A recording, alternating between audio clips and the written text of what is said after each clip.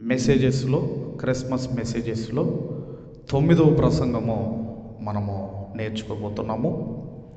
అందులో సబ్ టైటిల్గా 9వ ప్రసంగంలో సబ్ టైటిల్గా నజరేతులో నుండి మంచిది ఏదైనా రాగలదా అన్నది ఈరోజు మనమందరం కూడా చాలా జాగ్రత్తగా బైబిల్లో నుండి మనమందరం కూడా నేర్చుకోబోతున్నాం.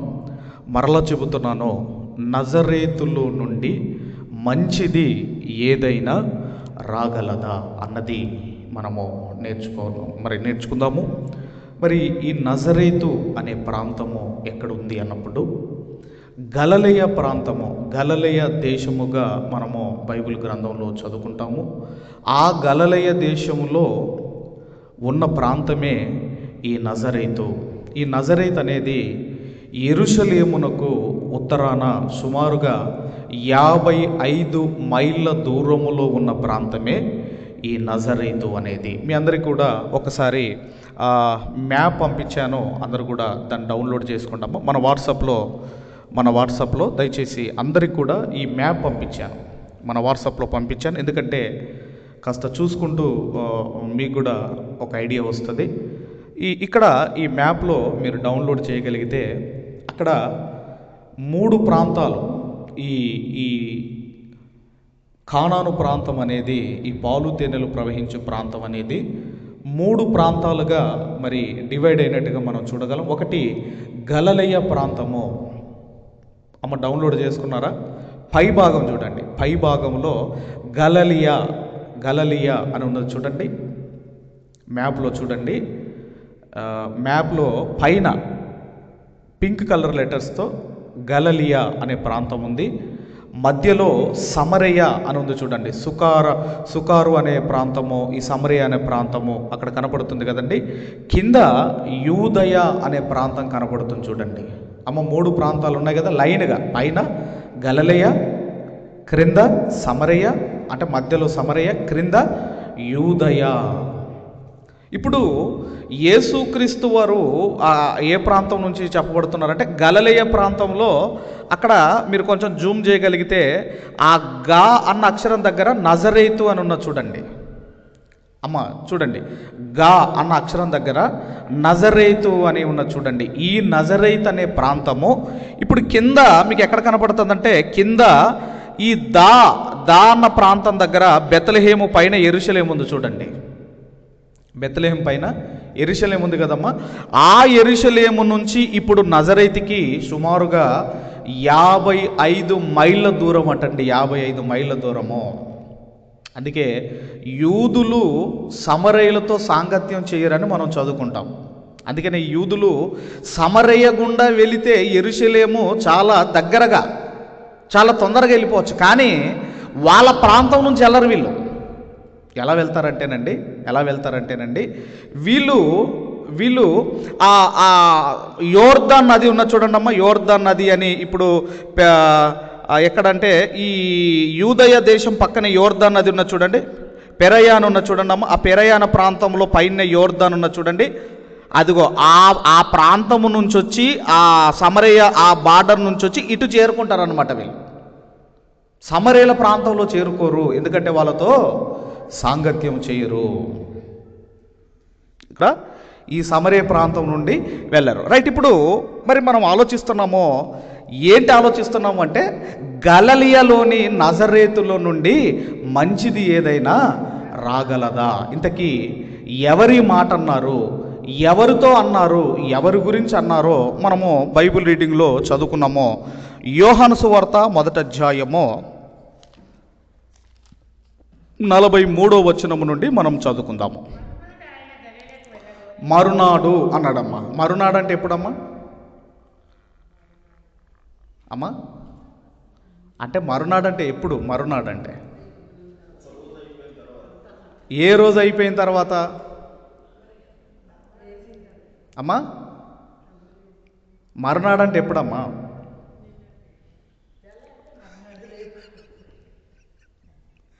మరునాడు అంటే ఇప్పుడు బైబిల్ స్టడీ ఉన్నదమ్మ. బైబిల్ స్టడీ అయినా తెల్లవారి మరునాడు అంటాం. అంటే ఏంటిది వచ్చేది? బుధవారం వస్తుంది. మరి ఇక్కడ మరునాడు అంటే ఏంటిది? మరునాడు అంటే అప్పుడు ఆ ముందు రోజు యేసుప్రభు వారు బ్యాప్టిజం పొందాడు. అర్థమైందమ్మా? యేసుప్రభు వారు ఆ ముందు రోజు బ్యాప్టిజం పొందాడు. ఆ తర్వాత మీరు అదంతా చూడండి, అక్కడ ఆ పై అధ్యాయాలంతా వచనాలన్నీ కూడా మీరు చదవండి. బ్యాప్టిజం పొందిన మరునాడు, మరునాడు అంటే ఎన్నో రోజు ఇది? యేసుప్రభు బ్యాప్టిజం తీసుకున్న రెండవ రోజే. ఓకేనమ్మా? రెండవ రోజు ఆయన ఏం చేస్తున్నాడంటే శిష్యులను సమకూర్చుకుంటున్నాడు, అపోస్తులను సమకూర్చుకుంటున్నాడు. రైట్, చదవమ్మా. మరునాడు ఆయన గలిలయకు వెళ్ళగోరి ఫిలిప్పును కనుగొని నన్ను వెంబడించమని అతనితో చెప్పాను. ఎందుకంటే 12 మంది అపోస్తులను ఆయన ఏర్పాటు చేసుకుంటున్నాడు. రైట్, తర్వాత ఫిలిప్పు బెత్సయిదవాడు అనగా ఆంద్రయ్య, పేతురు అను వారి పట్టణపు కాపురస్తుడు. అంటే ఈ ఆంధ్రయ్య వాళ్ళ నేటివ్ ఎక్కడో, ఈ పేతురు గారి నేటివ్ ఎక్కడో, వాళ్ళకు ఊరుకు సంబంధించిన వాడే ఈ ఫిలిప్ అనే ఆయన. రైట్, చదవమ్మా. ఫిలిప్పు నతానేలును కనుగొని ధర్మశాస్త్రములో మోషేయును ప్రవక్తలను ఎవని గురించి వ్రాసిరో ఆయనను కనుగొంటిమి. ఆయన యోసేపు కుమారుడైన నజరేయుడగు యేసు అని అతనితో చెప్పాను. అంటే ఫిలిప్పు నతానియేలుతో చెబుతున్నాడు, ఇదిగో మేము మోషే గ్రంథాల్లో, ప్రవక్తల గ్రంథాల్లో ఏ మెస్సియ కొరకైతే రాయబడిందో ఆయనను మేము కనుగొన్నాము. ఆయన ఎవరి కుమారుడంటే యోసేపు కుమారుడైన నజరేయుడు, ఏమంటున్నాడమ్మా? నజరేయుడగు యేసు అని అతనితో చెప్పాను.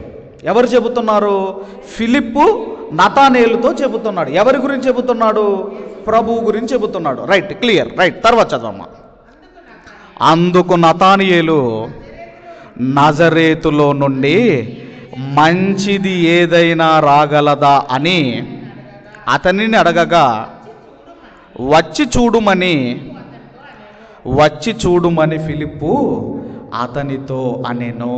అంటే ఇక్కడ మనం ఆలోచన చేయగలిగితే ఏ ఆలోచన ఉందంటే నజరేతులో నుండి మంచిది ఏది కూడా రాదు అన్న ఆలోచనలు ఉన్నాయి.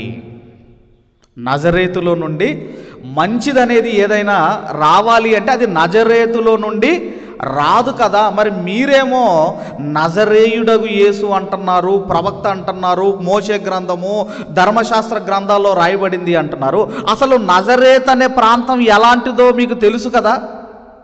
ఎందుకు ఆ మాట అంటున్నాడు? ఈ నతానియేలు ఎందుకు ఆ మాట అంటున్నాడు? నజరేతులో నుండి మంచిదేదైనా రాగలదా?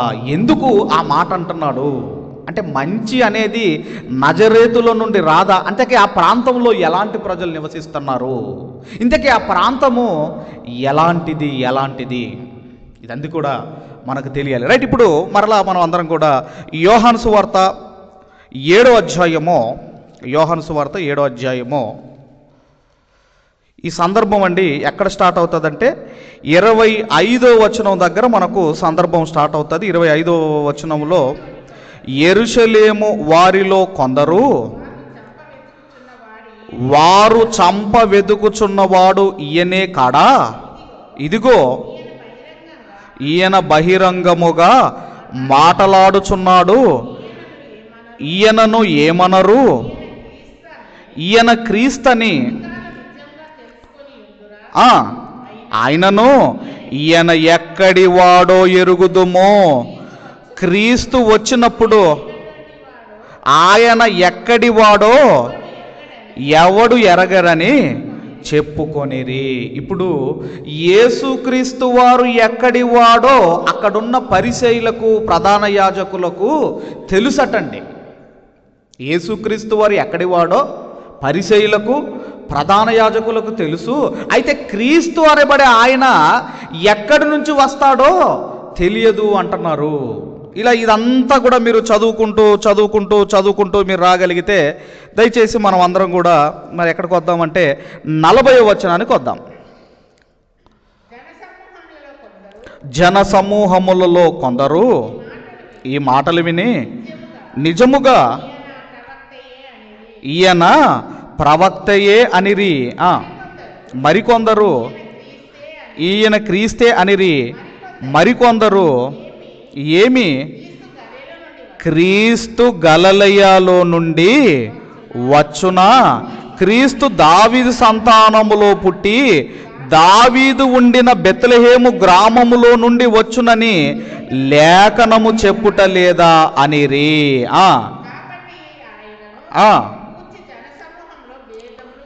భేదములు పుట్టెను. చాలమ్మా, ఇక్కడ ఏమంటున్నాడు అంటే క్రీస్తు గలిలయలో నుండి వచ్చునా. ఈ గలిలయలోనే ఏముందమ్మా? నజరేతు అనే ప్రాంతం ఉంది.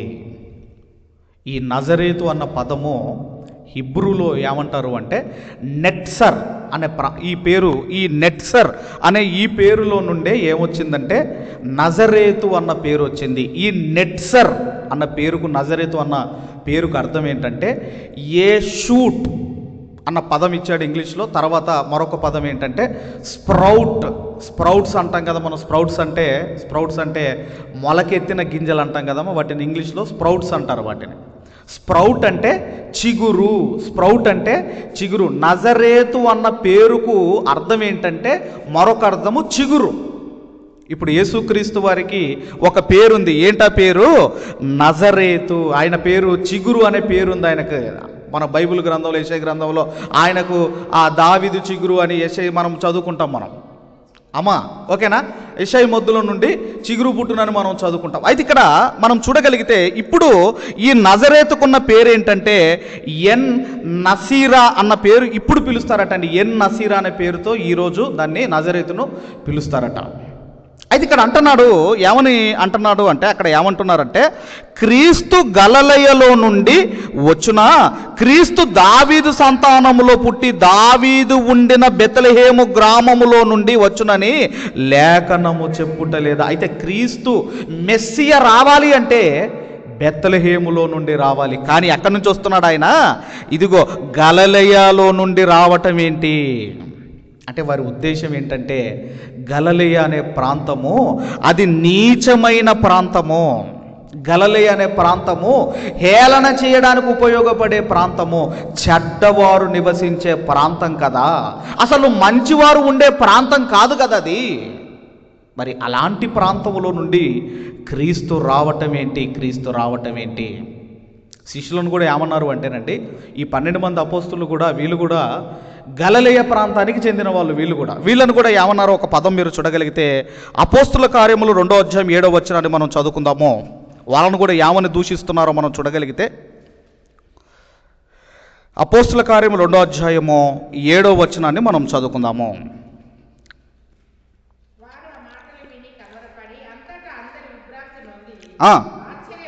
ఆశ్చర్యపడి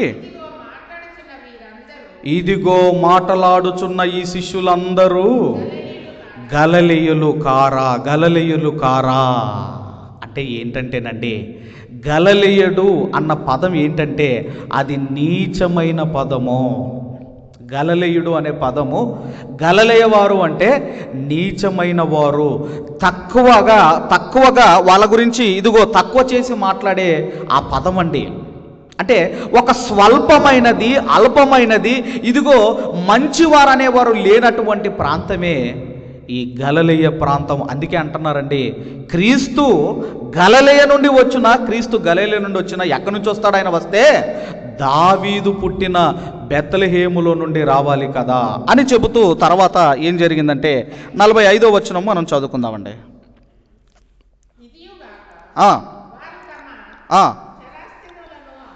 అది కదమ్మా, యోహాను సువార్త 7వ అధ్యాయము 45వ వచనం. 7:45. ఆ బంట్రౌతులు ప్రధాన యాజకుల యొద్దకును పరిసయ్యుల యొద్దకును వచ్చినప్పుడు వారు మీరు ఎందుకు ఆయనను తీసుకొని రాలేదని అడగగా ఆ బంట్రౌతులు ఆ మనుషుడు మాటలాడినట్టు ఎన్నడునో మాటలాడలేదనిరి. అందుకు పరిసయ్యులు మీరునో మోసపోతిరా. ఇక్కడ మనం చూడగలిగితేనండి, అంటే ఈ నజరేతు అనే ప్రాంతము, ఈ గలిలయ అనే ప్రాంతము ఎలాంటిదంటే డెవలప్ కాని ప్రాంతం. ఇది ఎలాంటి ప్రాంతం అండి? డెవలప్ కాని ప్రాంతము, అన్సివిలైజ్డ్ ప్రాంతము, అంటే అభివృద్ధి చెందని ప్రాంతమే ఈ యొక్క ప్రాంతము. అప్పుడు వీళ్ళు ఏం చేశారంటే, ఆయన క్రీస్తు అనుకుంటున్నారు, అదనుకుంటున్నారని ఈ ప్రధాన యాజకులకు, ఈ పరిసయ్యుల కోపం వచ్చి బండ్రౌతులు అంటే పోలీసు వాళ్ళను పంపారు. మరి వీళ్ళు వెళ్ళి వెంటనే అరెస్ట్ చేయొచ్చు కదా. వాళ్ళు ఏం చేశారంటే, అసలు ఈయన ఏం చెబుతున్నాడో విందామని కాసేపు అలా నిలబడి విన్నారు. అరెస్ట్ చేయడానికి వచ్చిన వారు ప్రభు మాటలకు అరెస్ట్ అయిపోయారు. అంటున్నారు, ఒకవేళనండి ఈ బండ్రౌతులు గనక ఈ ప్రధాన యాజకులు పెద్దలు చెప్పింది చెయ్యకపోతే వాళ్ళకు మరణశిక్ష విధిస్తారు. వాళ్ళకు మరణశిక్ష అయినా కూడా వాళ్ళు ఏమనుకున్నారంటే, ఇదిగో మేము చనిపోయినా పర్వాలేదు, ఇలాంటి మాట్లాడే ఈ వ్యక్తి బ్రతికుండాలి అని వాళ్ళు ఏమని చేశారంటేనండి, అరెస్ట్ చేయకుండానే వెళ్ళిపోయారు. అప్పుడు అంటున్నారు, ఆ మనుషుడు మాట్లాడినప్పుడు ఎవ్వరు ఎన్నడును మాట్లాడలేదంటే అక్కడున్న పరిసయ్యులు, ఈ ప్రధాన యాజకుల, మీరు ఆయన మాటలకు మోసపోతిరా అని తర్వాత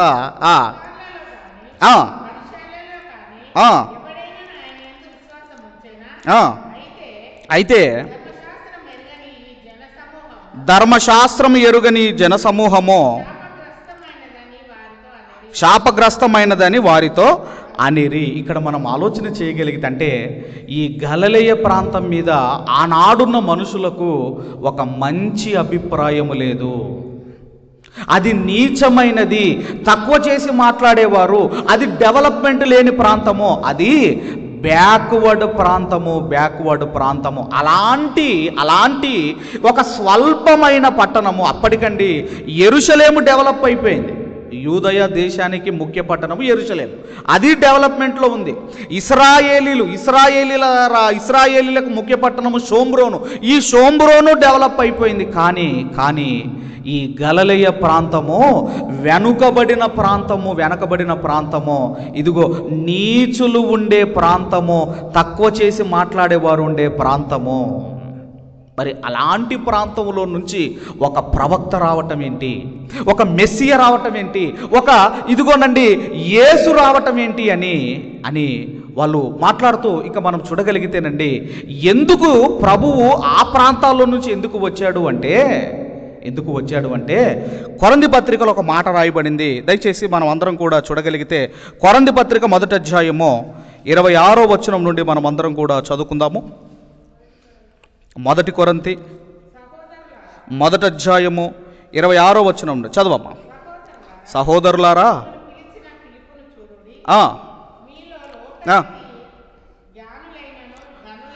జ్ఞానులైనను గనులైనను గొప్ప వంశము వారైనను అనేకులు పిడవబడలేదు గాని ఏ శరీరియు దేవుని ఎదుట అతిశయింపకుండునట్లు జ్ఞానులను సిగ్గుపరుష్టకు లోకములో నుండు వెర్రివారిని దేవుడు ఏర్పరచుకొని ఉన్నాడు. బలవంతులైన వారిని సిగ్గుపరుష్టకు లోకములో బలహీనులైన వారిని దేవుడు ఏర్పరచుకొని ఉన్నాడు. ఎన్నికైన వారిని వ్యర్థము చేయుటకు లోకములో నీచులైన వారిని తృణీకరింపబడిన వారిని, ఎన్నిక లేని వారిని. ఇక్కడ మనం చూడగలిగితేనండి, లోకములో ఇదిగో ఎవరైతే ఎన్నిక చేయబడ్డారో, జ్ఞానులం అనుకుంటున్నారో, మేధావులం అనుకుంటున్నారో, మహాత్ములం అనుకుంటున్నారో, వాళ్ళను సిగ్గుపరుచుటకు నీచులను, తృణీకరింపబడిన వారిని, ఎన్నిక లేని వారిని దేవుడు ఏర్పరచుకొని ఉన్నాడు. అందుకే ఈ లోకం ఏం కోరుకుంటుంది అంతేనండి, ఈ లోకం ఎలాంటిదంటే మేధావి అనేవాడు, లేదంటే మహాత్ముడు అనేవాడు గొప్ప గొప్ప పట్టణాల నుంచి రావాలి కానీ ఇదిగో ఇలాంటి ఈ గలిలయ అనేది అది ఏంటిది, ఒక నీచులుండే పట్టణం. అలాంటి పట్టణం నుంచి ఒక మహాత్ముడు రావటం ఏంటి, ఒక మేధావి రావటం ఏంటి, ఒక ప్రవక్త రావటం ఏంటి అంటే ఒప్పుకోదు. ఇక్కడ ఒక విషయం చెప్తాను మీకు అండి. అలాంటి ప్రాంతంగా ఊహించుకుంటున్నదే ఈ గలిలయ ప్రాంతం. ఆ ప్రాంతంలో నుంచి ఒక మేధావి రావటం ఏంటి, ఒక ప్రవక్త రావటం ఏంటి? అప్పుడు అక్కడ ఒక నికోదేము కూడా ఉన్నాడండి. నికోదేము కూడా ఇంతకుముందు మనం చదువుకున్న దగ్గర నికోదేము కూడా ఉంటాడు. అక్కడ ఒక మాట అన్నాడు నికోదేముతో కూడా, వాళ్ళు ఒక మాట అన్నారు. మీరు చూడగలిగితే 7వ అధ్యాయము, అదే 7వ అధ్యాయము 51, 52 మనం చదువుకుందాము. వారిలో ఒకడు, అతడు ఒక మనుషుని మాట వినక మునుపును, వాడు చేసినది తెలుసుకొనక మునుపును, మన ధర్మశాస్త్రము అతనికి తీర్పు తీర్చునా అని అడగగా, వారు నీవును గలిలయుడవా, విచారించు చూడుము, గలిలయలో ఏ ప్రవక్తయు పుట్టడని అంతటా ఎవరి ఇంటికి వారు వెళ్ళిరి. నికోదేముతో అంటున్నారు, ఏదో నువ్వేదో గలిలయ నుంచి ప్రవక్త వస్తాడంటున్నావు. ఒక్కసారి ఎంక్వైరీ చేయి గలిలయ గురించి, ఒకసారి రీసెర్చ్ చేయి. గలిలయ ప్రాంతం ఎలాంటిదో ఒకసారి రీసెర్చ్ చేయి. ఆ ప్రాంతంలోంచి ప్రవక్త రావటం ఏంటి? కొంపదీసి నువ్వు కూడా గలిలయుడవా అని ఎవరిని అంటున్నారు? నికోదేముని అంటున్నారు. ఎందుకంటేనండి, అంత మంచి ప్రాంతం కాదు, అంత మంచి మనుషులు నివసించే ప్రాంతం కూడా కాదు. ఒకరోజు పిలాతు ఏం చేస్తాడంటే, గలిలయ మనుషులను చంపి వాళ్ళ రక్తం దేంతో కలుపుతాడండి. ఈ లూకాసు వార్త మనకు 13వ అధ్యాయంలో మనకు కనబడుతుంది. అంటే అలాంటి ప్రజలు నివసించే ప్రాంతమే ఈ గలిలయ ప్రాంతము. ఇక సొలొమోను గారు కూడా దేవాలయాన్ని నిర్మించిన తర్వాత ఆయనకు తూరు రాజు సహాయం చేస్తాడండి. అక్కడ కూడా ఒక సందర్భం మనం చూసి కాస్త ముందుకు వెళ్ళగలిగితే, రాజుల మొదటి గ్రంథం 9వ అధ్యాయము, రాజుల మొదటి గ్రంథము 9వ అధ్యాయము, దయచేసి మొదటి గ్రంథము 9వ అధ్యాయము 10వ వచనం నుంచి మనం చదువుకుందాం.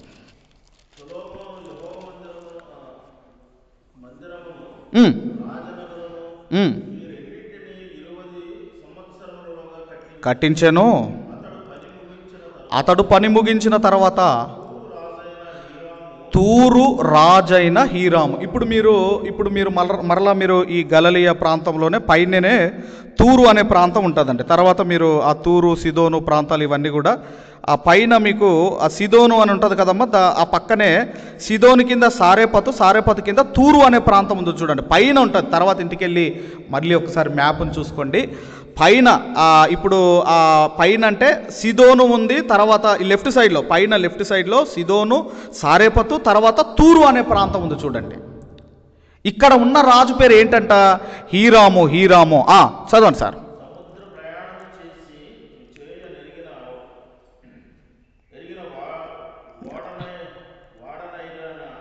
సార్ అదిగా సార్, మనం 10వ వచనం మళ్ళీ ఒకసారి, 9వ అధ్యాయం 10వ వచనము.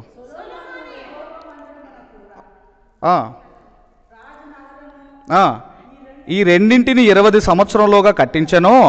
అతడు పని ముగించిన తర్వాత తూరు రాజైన హీరాము సొలొమోను కోరినంత మటుకు దేవదారు మ్రానును, సరళ వృక్షపు మ్రానును, బంగారమును అతనికి ఇచ్చి ఉన్నందున, ఎందుకంటే దేవాలయం కడుతున్నాడు, మరి ఆ నగరము కడుతున్నాడు కాబట్టి ఏం చేశాడంటే, కోరినంత ఆ చెట్లును, కోరినంత బంగారమును ఈ తూరు రాజు అనే హీరాము సొలొమోను గారికి ఇచ్చాడు. అప్పుడు సొలొమోను గారు ఏం చేశారు?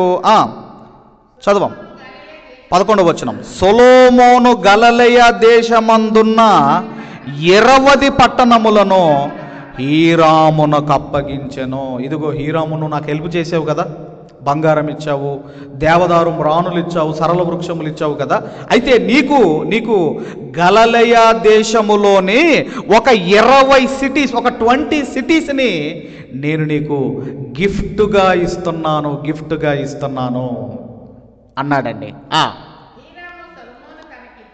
హీరాము సొలొమోను తనకిచ్చిన పట్టణములను చూచుటకు తూరు నుండి రాగా అవి అతని దృష్టికి అనుకూలమైనవిగా కనబడలేదు.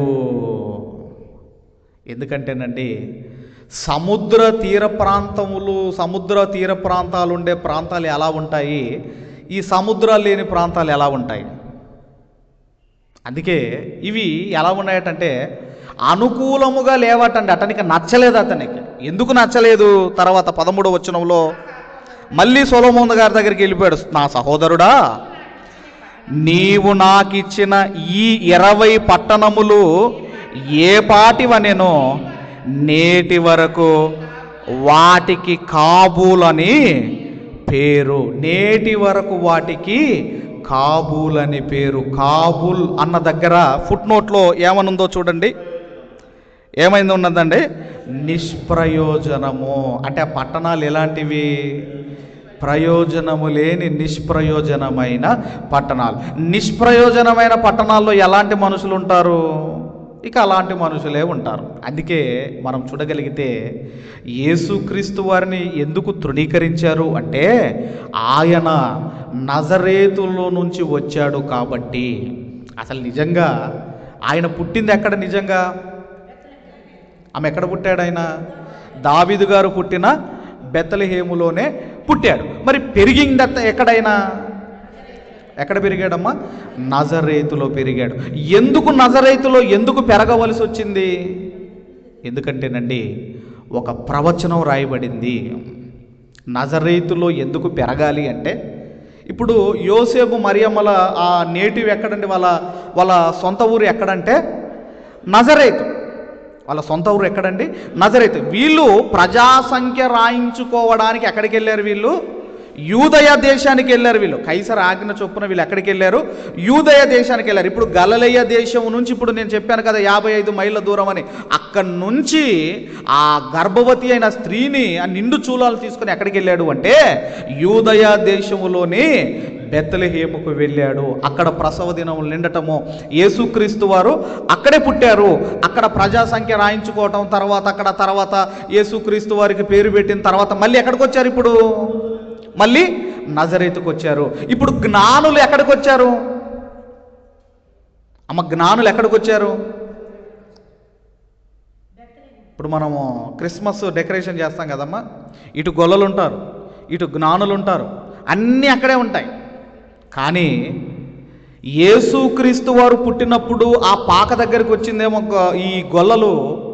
యేసుక్రీస్తు వారు ఆయన 2 years ఉన్నప్పుడు వాళ్ళ ఇంటి దగ్గర ఉన్నప్పుడు వచ్చింది జ్ఞానులు. అసలు జ్ఞానులకు గొల్లలకు సంబంధం లేదు. ఇంటి దగ్గర ఉన్నప్పుడేమో జ్ఞానులు వచ్చారు. బెత్లెహేములో ఆ పశువుల పాకలో ఉన్నప్పుడేమో ఈ గొర్రెల కాపరులు వచ్చారు. అసలు వాళ్ళకి వీళ్ళకి సంబంధం లేదు. మరి ఎందుకు నజరేయుడు అని ఆయన ఎందుకు పిలువబడ్డాడు? నజరేతులో ఎందుకు పెరిగాడు అంటే మత్తయి సువార్త 2వ అధ్యాయము, మత్తయి సువార్త 2వ అధ్యాయము దయచేసి 19వ వచనం నుంచి మనం చదువుకుందాం.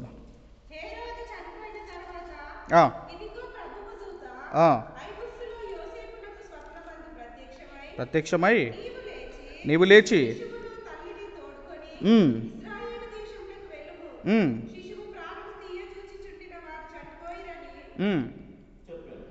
చెప్పాను. అప్పుడు అతడు లేచి వచ్చెను. అయితే ఆర్కెలాయు విని బోధింపబడిన వాడై గలిలయ ప్రాంతమునకు వెళ్ళి నజరేతను ఊరికి వచ్చి అక్కడ కాపురం ఉండెను. ఆయన నజరేయుడను అనబడునని ప్రవక్తలు చెప్పిన మాట నెరవేరునట్లు ఈలాగు జరుగును. అంటే ప్రభువు గురించిన ప్రవచనం ఉంది కనుక ఆయన నజరేయుడు అని ఆయన పిలువబడాలి గనక నజరేతులో ఆయన పెరిగాడు. అసలు ఎక్కడి నుంచి వస్తాడని ఉంది బైబిల్ గ్రంథంలో. మీకా గ్రంథం 5వ అధ్యాయము 2వ వచనంలో ఏమని ఉంటుందండి? ఎఫ్రాతా బెత్లెహేము అది ఉంటుంది కదమ్మా. మీకా 5:2లో ఏమని ఉందమ్మా?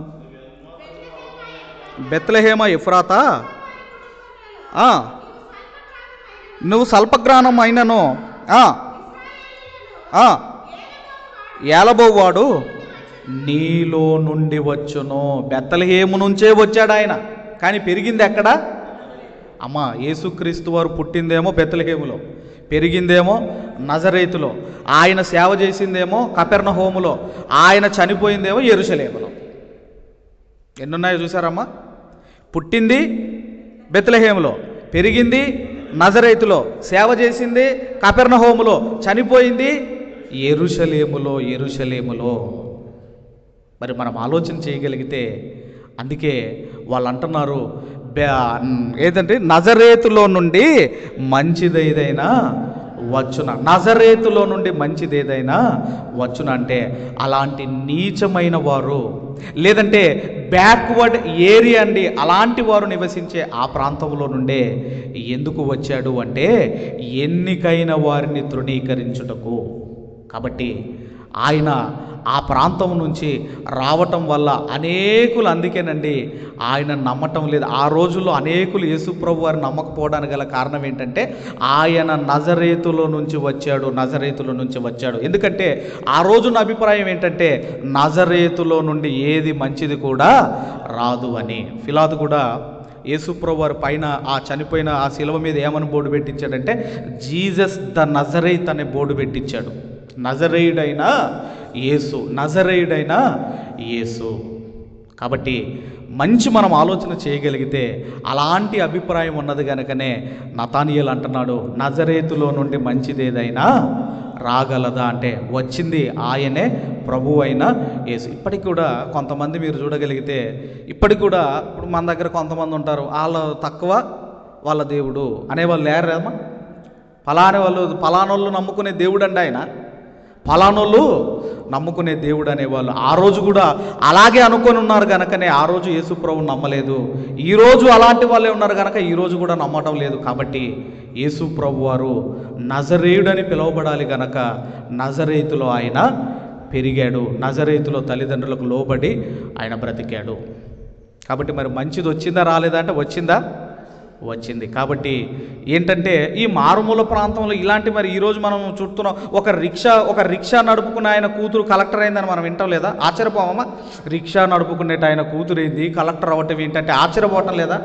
ఒక పంచర్ వేసుకునే వాళ్ళ కూతురు మొన్న గ్రూప్ 1 ఎగ్జామ్లో మొన్న ర్యాంకర్గా మారింది. మరి ఇలాంటివి మనం ఆలోచన చేయగలిగితే, ఇలాంటి కుటుంబాల నుంచి మేధావులు వస్తున్నప్పుడు, జ్ఞానవంతులు వస్తున్నప్పుడు ఆ రోజు కూడా అలాంటి ఆ గలిలయలోని నజరేతులో నుండి ప్రభువు వచ్చాడు.